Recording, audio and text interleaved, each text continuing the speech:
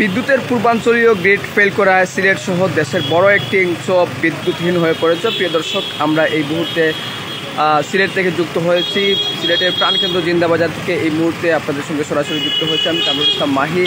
আপনাদের যেমনটি বলছিলাম যে বিদ্যুতের পূর্বাঞ্চলীয় গ্রিড ফেল করার সিলেট সহ দেশের বড় একটি অংশ বিদ্যুৎহীন হয়ে পড়েছে এবং সিলেটের বিভিন্ন জায়গায় এই মুহূর্তে বিদ্যুৎহীন হয়ে পড়েছে এবং বিদ্যুৎ বিতরণের পাশাপাশি কোম্পানি গ্রিডের একজন শীর্ষস্থানীয় কর্মকর্তা এই বিষয়টি গণমাধ্যমকে নিশ্চিত করেছেন এবং তিনি যেমনটি বলছেন যে এই গ্রিডের আওতায় সিলেট রয়েছে এবং সিলেট থাকার কারণেই কিন্তু স্বাভাবিকভাবেই কিন্তু সিলেটের বিভিন্ন জায়গায় এই মুহূর্তে বিদ্যুৎহীন হয়ে পড়েছে এবং কেন এই বিদ্যুৎ বিপর্যয় হয়েছে আসলে সেটি এখনও পর্যন্ত জানা যায়নি। কারণের জানার পাশাপাশি কিন্তু বিদ্যুৎ ব্যবস্থা যে পুনঃস্থাপনের চেষ্টা জোরে সোরে চলছে এবং কত সময় ঠিক লাগতে পারে এটিও কিন্তু এখনও পর্যন্ত নির্দিষ্ট করে আসলে কর্মকর্তারা বলতে পারছেন না, এমনটি কিন্তু বলা হচ্ছে এবং এটি অবশ্যই অনেক কষ্টসাধ্য ব্যাপার, যেহেতু এখনও পর্যন্ত ত্রুটি কোন জায়গায় সেই ত্রুটিটি জানা যায়নি এবং সিলেটের বিদ্যুৎ কর্তৃপক্ষ যারা রয়েছেন তাদের সঙ্গে আমরা কথা বলেছিলাম। তারা যেমনটি বলছেন যে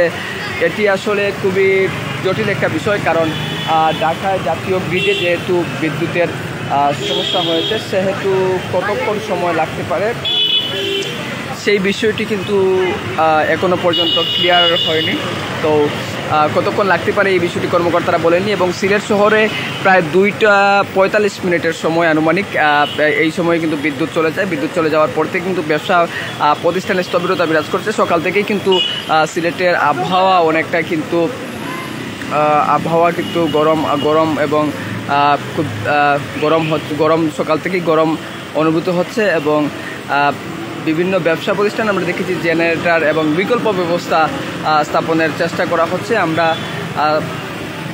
ঠিক কতক্ষণ পরে বিদ্যুৎ সরবরাহ সচল হবে এই বিষয়টি নিয়ে কিন্তু বারবার বিদ্যুৎ কর্তৃপক্ষের সঙ্গে কথা বলেছিলাম। তারা বলছেন আসলে কতক্ষণ সময় লাগতে পারে এটি কিন্তু এখনও পর্যন্ত নিশ্চিত হওয়া যায়নি। তো এই ছিল বিদ্যুৎ বিপর্যয়ের সিলেট জুড়ে সর্বশেষ তথ্য। আমরা নিশ্চয়ই পরবর্তী আপডেট নিয়ে আপনাদের সঙ্গে আবারও যুক্ত হব। ততক্ষণে ভালো থাকুন, সুস্থ থাকুন, আল্লাহ হাফিজ।